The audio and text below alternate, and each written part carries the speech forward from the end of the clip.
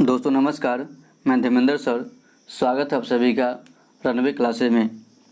दोस्तों आज का हमारा टॉपिक है railway group D previous year paper. जो दोस्तों आज हम ग्रुप डी का जो प्रीवियस ईयर पेपर है उसका डिस्कशन करने जा रहे हैं, जो आगे आने वाले एग्ज़ाम की दृष्टि से काफ़ी महत्वपूर्ण है। आप सभी इसे पूरा देखेंगे और हमारे साथ साथ बनाने का प्रयास करेंगे और देखेंगे कि कितना बना पाते हैं आप। तो शुरू करते हैं आज का ये टॉपिक। तो पहला सवाल है, डायमंड का अप्रूप है। तो डायमंड का अप्रूप यानी हीरा का अप्रूप क्या है? इसका सही आंसर होगा, जो हीरा का अप्रूप है वो कार्बन है। जी हाँ दोस्तों, ऑप्शन नंबर बी जो है इसका सही आंसर है, कार्बन इसका अप्रूप है हीरा का। देखते हैं अगला सवाल। अगला सवाल है, निम्नलिखित में से क्या एक पॉलीएमाइड कहलाता है?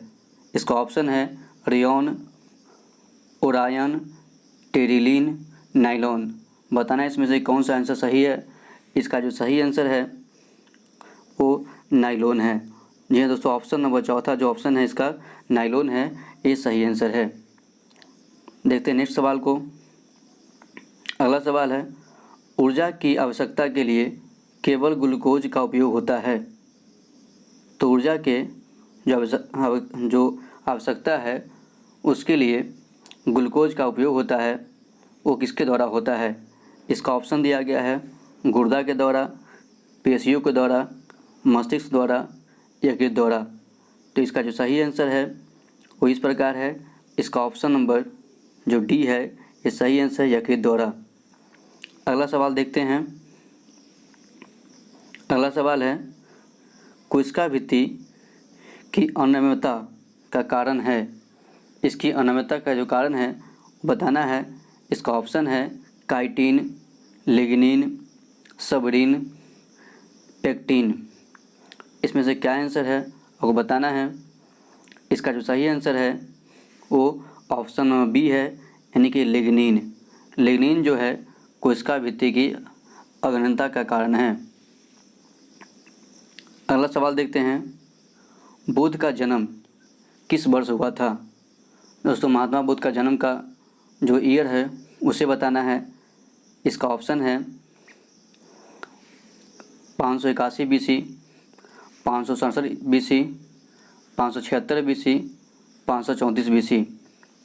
दोस्तों इसका सही आंसर है ऑप्शन नंबर बी, ये 567 BC, यानी 567 ईसा पूर्व जो है बुद्ध का जन्म हुआ था। अगला सवाल है, पानीपत की दूसरी लड़ाई कब लड़ी गई थी? दोस्तों पानीपत की जो लड़ाई है काफ़ी फेमस है, जो एग्जाम में बार बार पूछे जाते हैं। इसका जो ऑप्शन दिया गया है, पहला ऑप्शन है 1526, सेकेंड ऑप्शन है 1556, तीसरा ऑप्शन है सी जो ऑप्शन है 1761 और चौथा ऑप्शन डी जो दिया गया है 1456। इसमें बताना है कौन सा जो युद्ध है, कौन सी जो लड़ाई है पानीपत की जो सेकेंड यानी कब लड़ा गया था। तो इसका जो सही आंसर है ये ऑप्शन नंबर बी है 1556। जी हाँ दोस्तों, 1556 जो है पानीपत की प्रथम लड़ाई है। आप सभी के लिए ये जानना जरूरी है। आप ये देखें कि पानीपत की प्रथम लड़ाई जो है 1526 में हुई थी, यानी प्रथम है। सेकेंड जो है 56 में और थर्ड जो हुआ था 1761 में। ये दोस्तों ये तीनों युद्ध को आप ध्यान रखेंगे, तीनों ईयर को। अगला सवाल है, कौन सा जानवर विशालतम बच्चे को जन्म देता है? इसका जो बताना है कौन सा जानवर जो है इसका बच्चा जो सबसे विशाल होता है। इसका जो ऑप्शन दिए गए हैं वो इस प्रकार है, ऊँट, सिंह, हाथी, नीली व्हेल। ये तो काफ़ी आसान क्वेश्चन है। ऑप्शन देख कर भी आपको लगता होगा कि क्या आंसर हो सकता है। इसका जो सही आंसर है वो नीली व्हेल। जी दोस्तों, ऑप्शन नंबर डी सही इसका आंसर है, नीली व्हेल। अगला सवाल देखते हैं, निम्नलिखित में से कौन सा एक स्पर्शजन्य रोग नहीं है? जी दोस्तों, स्पर्शजन्य जो रोग नहीं है, ऑप्शन है टाइफाइड, सेकेंड ऑप्शन है खसरा, थर्ड है हिस्टीरिया, चौथा है इन्फ्लुएंजा। इसका जो सही आंसर है वो ऑप्शन नंबर सी है, हिस्टीरिया। ये जो बीमारी है स्पर्शजन्य बीमारी नहीं है। अगला क्वेश्चन देखते हैं, सुपरनोवा एक है, सुपरनोवा क्या है ये बताना है। इसका ऑप्शन है क्षुद्र ग्रह है, ब्लैक होल है, धूमकेतु है, मरणासन तारा है। इसका जो सही आंसर है ऑप्शन नंबर डी यानी कि मरणासन तारा है। जी हाँ दोस्तों, क्षुद्र ग्रह जो है एक मरणासन तारा है। अगला सवाल देखते हैं, पृथ्वी के घूर्णन की चाल जो बताना है वो कितना है। तो इसका जो ऑप्शन दिया गया है यानी कि 25 किलोमीटर पर सेकेंड, 31 है, फिर 39.5 और 9.72, ये सभी किलोमीटर पर सेकेंड में है। इसका जो सही आंसर है ऑप्शन नंबर डी है यानी कि 9.72 किलोमीटर पर सेकेंड।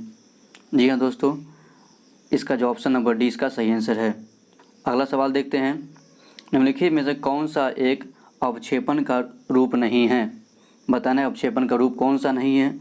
ऑप्शन है कोहरा, सेकेंड ऑप्शन है ओलावृष्टि, थर्ड ऑप्शन है हिमपात, फोर्थ ऑप्शन है वर्षा।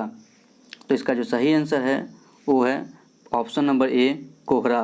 कोहरा जो है एक अवक्षेपण का रूप नहीं है। अगला सवाल देखते हैं, विश्व की सबसे बड़ी जहाजी नहर है, जहाजी नहर का नाम बताना है। इसका ऑप्शन दिया है मिस्र में सुएज नहर, अमेरिका में पनामा नहर, जर्मनी में कील नहर, स्वीडन में गोता नहर। इसका जो सही आंसर है ऑप्शन नंबर ए है यानी मिस्र में सुएज नहर, ये जो है सबसे बड़ी जहाजी नहर है। अगला सवाल देखते हैं, सुएज नहर जोड़ती है। जी हाँ दोस्तों, सुएज नहर जो कहाँ से कहाँ जोड़ती है इसे बताना है। ऑप्शन दिए गए हैं, ऑप्शन ए है लाल सागर और अरब सागर को, बी ऑप्शन है लाल सागर और भूमध्य सागर को, सी ऑप्शन है अरब सागर और भूमध्य सागर को, डी ऑप्शन दिया गया है उत्तरी सागर और बाल्टिक सागर को। इसका कौन सा ऑप्शन सही है आपको इसे बताना है। इसका जो सही आंसर है जो सुएज नहर जोड़ती है ऑप्शन नंबर बी है यानी कि लाल सागर और भूमध्य सागर को, ये बी इसका आंसर सही आंसर है। अगला सवाल देखते हैं, किस राज्य में चीन के साथ उभय सीमा लगी है। यानी चीन के साथ लगने वाले जो राज्य की सीमा है उसका नाम बताना है। ऑप्शन है जम्मू कश्मीर, सेकेंड है सिक्किम, थर्ड है अरुणाचल प्रदेश, हिमाचल प्रदेश। तो इसका जो सही आंसर है ऑप्शन नंबर सी है अरुणाचल प्रदेश। ये जो है ना इसकी जो सीमा है, जो सबसे बड़ी सीमा है वो चीन से लगती है, यानी ऑप्शन नंबर इसका आप ध्यान रखेंगे सी ऑप्शन, जिसकी सबसे बड़ी सीमा चीन से लगती है। अगला क्वेश्चन है, मई के महीने में थार के वनस्थल में अधिकतम तापमान होता है। यानी मई महीने में जो थार रेगिस्तान है भारत का, जो राजस्थान में है, बताना उसका तापमान कितना होता है। इसका जो तापमान है इसका ऑप्शन नंबर सी होगा 40 डिग्री से लेकर 43 डिग्री के बीच, यानी 40 से 43 के बीच है ना। अगला क्वेश्चन देखते हैं, निम्नलिखित में से कौन सी नदी बंगाल के शोक की नदी से जानी जाती है। बताना है बंगाल का शोक किसे कहते हैं। इसका जो ऑप्शन है हुगली नदी, दामोदर नदी, घाघरा नदी, कोसी नदी। ये चारों में से बताना है कौन सा इसका आंसर होगा। तो इसका जो सही आंसर है ऑप्शन नंबर बी दामोदर नदी। दामोदर नदी जो है बंगाल का शोक कहा गया है। इसी प्रकार से आप ध्यान रखेंगे बिहार का शोक कहा गया है कोसी नदी को। अगला सवाल देखते हैं, खरीफ फसलें किस मौसम में बोई जाती है। यानी खरीफ फसल का जो बुआई होता है किस यानी कि महीने में होता है, उसका टाइम बताना है। ऑप्शन है अप्रैल, जून, सितंबर, नवंबर। तो इसका जो सही आंसर है ऑप्शन नंबर बी आंसर है, यानी जून महीने में। जून महीने में खरीफ फसलें की बुआई होती है। उसका देखते हैं अगला क्वेश्चन। अगला सवाल है, निम्नलिखित में से किसे बुजुर्गों का सदन कहा गया है। इसका जो ऑप्शन दिया गया है राज्यसभा, लोकसभा, ग्राम सभा, विधानसभा। इसका जो सही आंसर है ऑप्शन नंबर ए ऑप्शन सही इसका आंसर है राज्यसभा, जिसे हम अपर सदन भी कहते हैं। अगला सवाल है, भारत में योजना आयोग का अध्यक्ष होता है। इसका जो ऑप्शन दिया गया है योजना मंत्री, वित्त मंत्री, राष्ट्रपति, प्रधानमंत्री। तो इसका जो सही आंसर होगा वो ऑप्शन नंबर डी यानी प्रधानमंत्री। जी हाँ दोस्तों, प्रधानमंत्री को योजना आयोग का अध्यक्ष मानते हैं और इसी योजना आयोग का जो नाम चेंज किया गया है, अब इसे बदलकर नीति आयोग रखा गया है और आज भी नीति आयोग के जो अध्यक्ष होते हैं वो प्रधानमंत्री ही होते हैं। अगला सवाल देखते हैं, गणितीय प्रवीणता में कंप्यूटर को मात देने वाले या वाली यानी कि जो भी महिला या पुरुष का नाम बताना है, वो भारतीय हैं। वो भारतीय कौन से थे, उनका जो नाम था वो बताना है आपको। इसका ऑप्शन दिया है राजा रमन्ना, बी ऑप्शन है शकुंतला देवी, सी ऑप्शन है रामानुजम, डी ऑप्शन है रीना परिग्राही। इसका जो सही आंसर है ऑप्शन नंबर बी है यानी कि शकुंतला देवी। जी हाँ दोस्तों, शकुंतला देवी थी जो भारतीय हैं और गणितीय प्रवीणता में कंप्यूटर को मात देने वाली है। अगला क्वेश्चन देखते हैं, अमजद अली खां का जो संबंध किससे है। इसका ऑप्शन दिया गया ऑप्शन ए है वायलिन से, बी ऑप्शन सितार से, सी सरोद, डी बीना। इसका जो सही आंसर है अमजद अली खां वो सरोद से है, यानी सरोद वादक हैं अमजद अली खां। अगला सवाल है, निम्नलिखित में से कौन दादा साहब फाल्के पुरस्कार अवार्ड पाने वाले नहीं हैं। दादा साहब फाल्के जो अवार्ड है उसे पाने वाले इस ऑप्शन में से कौन से नहीं हैं।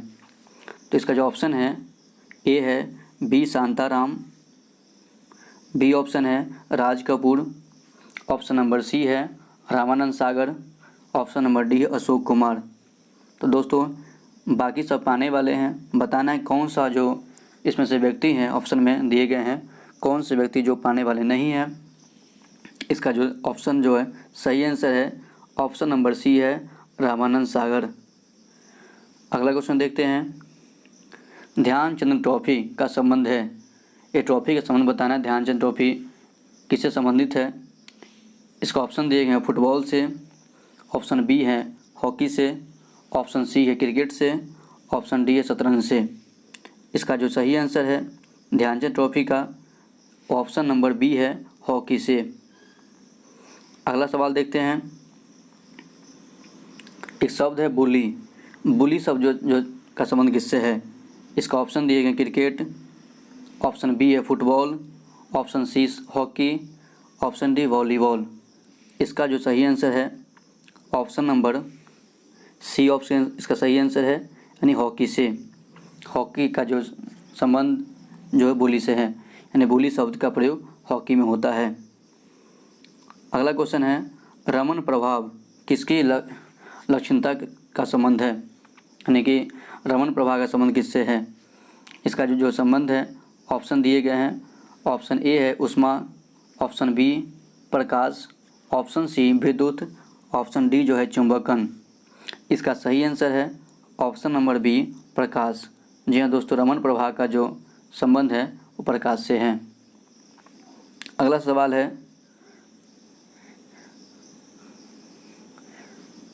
2014 का करंट अफेयर्स है, आप इसे नहीं ध्यान दे तो बेहतर है क्योंकि ये अब इतना बैक का पूछेगा नहीं। आप नया वाला जो करंट है आप उसे पढ़ लेंगे। फिर भी इसका आंसर देख लेते हैं, विंबलडन 2014 का पुरुष युगल खिताब कौन जीता है। तो इस टाइम का ये सवाल नहीं है, ये 14 का है, इसलिए आप इसका आंसर को इग्नोर करके चलेंगे। ऐसे इसका आंसर है ऑप्शन नंबर बी नोवाक जोकोविच।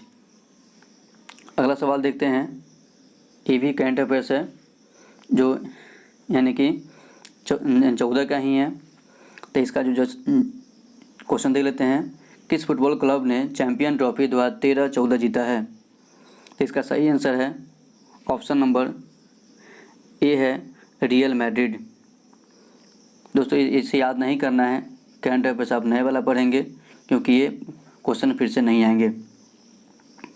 अगला सवाल देखते हैं, मोर सिंहासन बनाया गया था, किसके लिए बनाया गया था? मोर बोलिए या मयूर बोलिए। जो सिंहासन बनाया गया था, ऑप्शन दिया है जहांगीर के लिए, ऑप्शन बी है औरंगजेब के लिए, ऑप्शन नंबर सी है अकबर के लिए, ऑप्शन नंबर डी शाहजहाँ के लिए। इसका जो सही आंसर है ऑप्शन नंबर डी शाहजहाँ के लिए। जी हाँ दोस्तों, शाहजहाँ के लिए बनाया गया था मयूर सिंहासन, यानी मयूर सिंहासन जो मोर सिंहासन बोला गया है उसे। अगला क्वेश्चन है, वह स्तनधारी जो अंडे देता है। इसका ऑप्शन है चमगादड़, ऑप्शन बी है गिलहरी, option number C kangaroo, option number D है डकबिल प्लेटिपस। इसका ऑप्शन जो है सही आंसर है वो ऑप्शन नंबर डी है डकबिल प्लेटिपस। अगला सवाल देखते हैं, निम्न में से क्या रक्तचाप से जुड़ा है? तो इसका जो ऑप्शन दिए गए हैं यकृत, ऑप्शन नंबर बी दिया गया ब्रिसन, ऑप्शन नंबर सी है अग्नाशय, ऑप्शन नंबर डी है अधिवृक्क। दोस्तों इसका सही आंसर बताना है। इसका जो सही आंसर है ऑप्शन नंबर डी यानी कि अधिवृक्क। अधिवृक्क को का जो संबंध है वो रक्तचाप से है। तो इस प्रकार हमने उन सभी क्वेश्चन को देखे हैं जो एग्ज़ाम में ग्रुप डी में पूछे गए थे। ये प्रीवियस पेपर है, आप सभी के लिए काफ़ी महत्वपूर्ण है। इस तरीके से फिर से सवाल आ सकते हैं। आप सभी इस पेपर को ध्यान में रखते हुए अपनी तैयारी करें और बेहतर मार्क्स लाने का प्रयास करें। दोस्तों हमारा ये वीडियो कैसा लगा आप सभी हमें कमेंट में बताएं। अच्छा लगे लाइक करें, शेयर करें, सब्सक्राइब करें ताकि हमारा वीडियो आप सभी तक समय से और सबसे पहले पहुंचे। मिलते हैं नेक्स्ट वीडियो में नेक्स्ट टॉपिक के साथ। धन्यवाद।